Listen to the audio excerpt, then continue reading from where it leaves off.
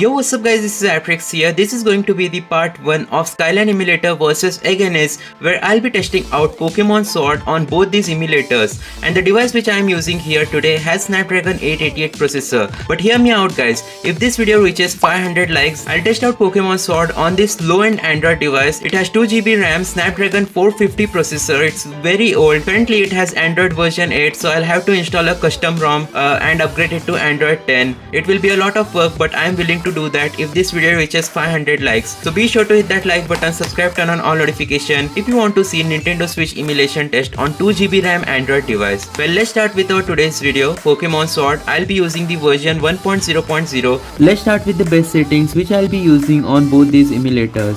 By the way, on the left side is the Skyline Emulator, on the right side is the Against Emulator.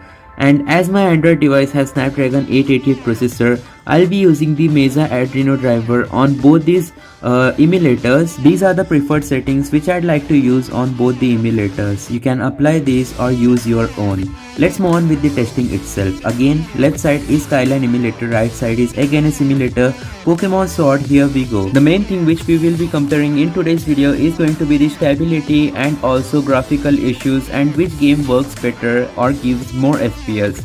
Starting with Skyline Emulator, as you know, if you have seen my recent videos, Skyline Emulator has been optimized quite a lot and it runs really well even on low-end devices. And in case of Against, it gave me so much trouble just to go in game with a save file, and at the end I just had to delete my save file and then just start a new game, or else it wouldn't start. Now here you will notice that the Skyline Emulator loading speed are way faster compared to that of Against Emulator, and it takes some time for Skyline to go from 4 FPS back to 20 FPS. One thing you will easily notice is that Skyline Emulator does have graphical issues, whereas in Against Emulator you get to see no flickering or texture issues generally, but there are issues here and there. Even in Against Emulator it's not completely stable, it's just a ripoff of Yuzu Emulator PC. But you can see Skyline Emulator is actually performing really well. On the left side, the cutscenes are faster compared to Against Emulator. One thing which impressed me was that Skyline Emulator generally gave better FPS here and there just for few seconds during the cutscenes compared to that of Against Emulator. Here you can see we are getting around 27 FPS on Skyline, whereas only 23-24 FPS in the Against Emulator. Another thing which you would notice is the fact that on Skyline Emulator the game looks a little more vibrant compared to that of Against Emulator.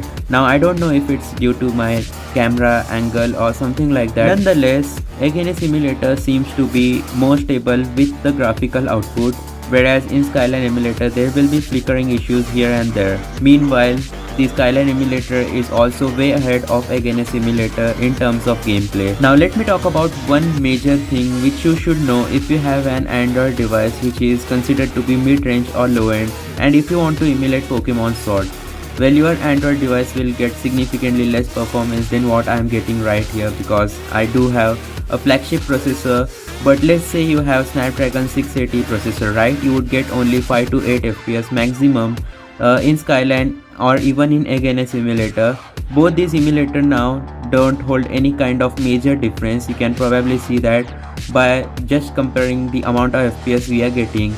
It is greater on the Skyline Emulator. Even though I have disabled frame throttling on the Against Emulator, the FPS just doesn't increase over 30 outside house. Inside house you can see that the FPS goes above 30. Other than that, the Skyline Emulator has caught up to Against. It is better in terms of gameplay experience, but I won't suggest both of these emulators if you have a low-end device. For example, Snapdragon 625 processor. One of my friends actually managed to run Pokemon Sword on the Skyline Emulator, but the gameplay was unplayable. You can check out his channel. He is known as PokeGamer on YouTube. But anyways, let's talk about which emulator should you consider using if you really want to complete this entire storyline of a game, Skyline or Against Emulator. Considering the current comparison, I would go with Skyline Emulator, but it will have texture issues. If you want a more stable gameplay experience, Against Emulator has way less texture issues than Skyline. But once Skyline Emulator is more graphically optimized, it will get way better. Currently, Skyline Emulator's performance is really amazing on devices with Adreno GPU, whereas Against Emulator is also supported for devices with Mali GPU.